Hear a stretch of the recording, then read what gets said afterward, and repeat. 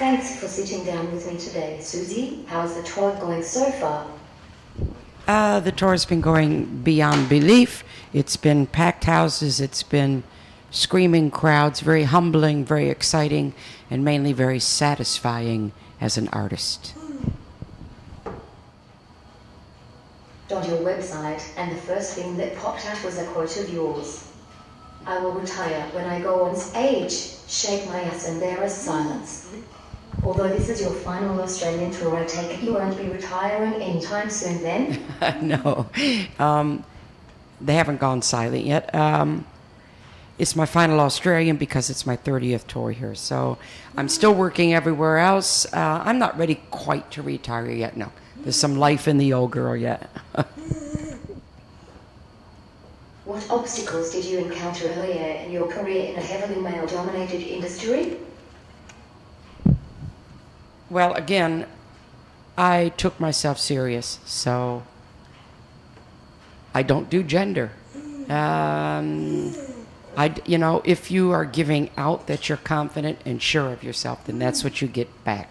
So I didn't notice any funny thoughts coming back to you. Maybe the men thought they had it on their own way, that they didn't. They didn't.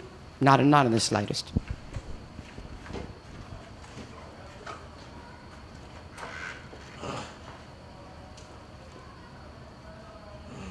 I.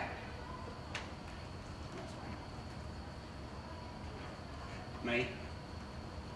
Sorry. I think you are amazing for doing that at a young age. Any tips for young people wanting to be themselves? I think you're amazing for doing that at a young age. Have you got any tips for young people? Yeah. It's something I live my life by. I think you should be true only to yourself. It's the only journey you can take in life. There are no no's to you. There's nothing you can't accomplish. Follow your own path. That's what I did. I didn't allow myself to be dissuaded by anything or anybody. I was going that way. End of story.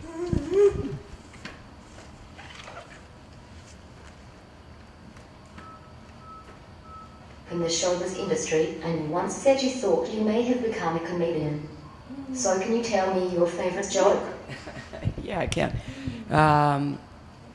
Little girl and a little boy were playing, and like little girls and little boys do, the little girl said to the little boy, "Show me yours and I'll show you mine." So they did. And then she went running home to the little girl. She was most upset, and she said, "Mommy, mommy, mommy, I want one of what Johnny has." And she said, "Honey, with what you got, that you can get as many of those as you want." That's a slightly risque joke, but I think it is so true, isn't it?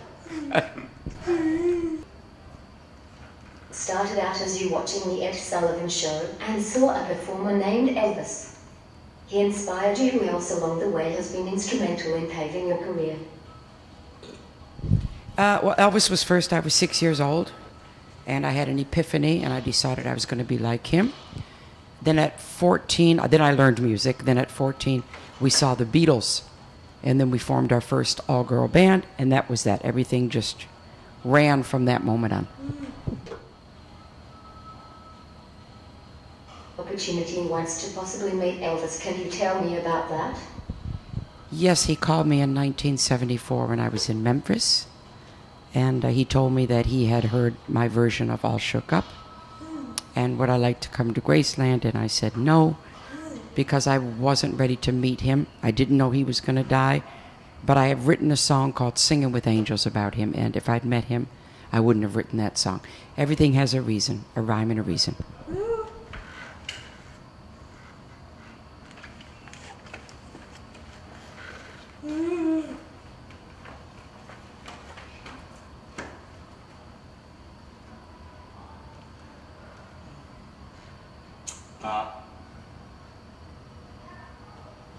There. Any regrets in not meeting him? I don't know regrets in not meeting. No, I don't have regrets because I believe that everything happens for a reason. It wasn't my path to meet him, and I wrote the very spiritual song about him, so that wouldn't have happened. And it's an important song, and I recorded it with his guitar player, Elvis's guitar player, Elvis's original backing vocal group. Elvis impersonators are singing this song around the world. People are using this song for funerals. It happened for a reason.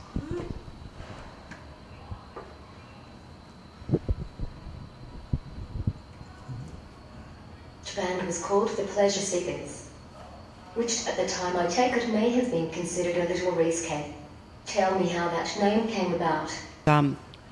It was actually, we were looking in the dictionary, and somebody found the word hedonist, which means to seek pleasure. And then somebody said, pleasure seekers, bang, done. And it was a risque name, but we didn't think of it that way. Forms of music have you enjoyed in the past or even now? I'm a trained musician, so I like classical music. I like jazz. I like folk. I love all musics. I was brought up in the profession, so I like things from A to Z. I have a huge wide range. Your classic Devil's Gate Drive, or the many other classic songs you have performed, what period of your music career are you most proud of? That's a hard question because I like a lot of them. Devil Gate Drive, not Devils, Devil Gate Drive is one of my favorites because of the party feeling. I like If You Can't Give Me Love because of the vocal on that. It was a nice vocal. But I have many, many songs, indeed a lot of my own, which I love. You didn't get into the rock and roll business to be popular, or the other many cliches we hear about, but to simply be you. How does a musician maintain that sense of remaining themselves within this industry, and what challenges has this presented to you over the years? Again, it's my personal quest. I decided very early on in life that I was going to be exactly who I am and not change for anybody, even if it made not being successful, because I didn't want to be successful being a masquerade. I wanted to be true to me. It's a big thing with me. I will not change for anybody. I am who I am.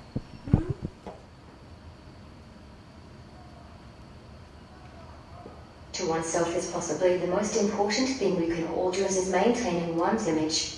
How has your image developed over the last 50 years of your career? It's always been tomboy. I still wear my leather suit on stage. I'm more of a blue jean t-shirt, tomboy type girl. That hasn't really changed. I picked a timeless image. I got lucky. Suzi, I've had a lot of interest in this interview and we could chat all day.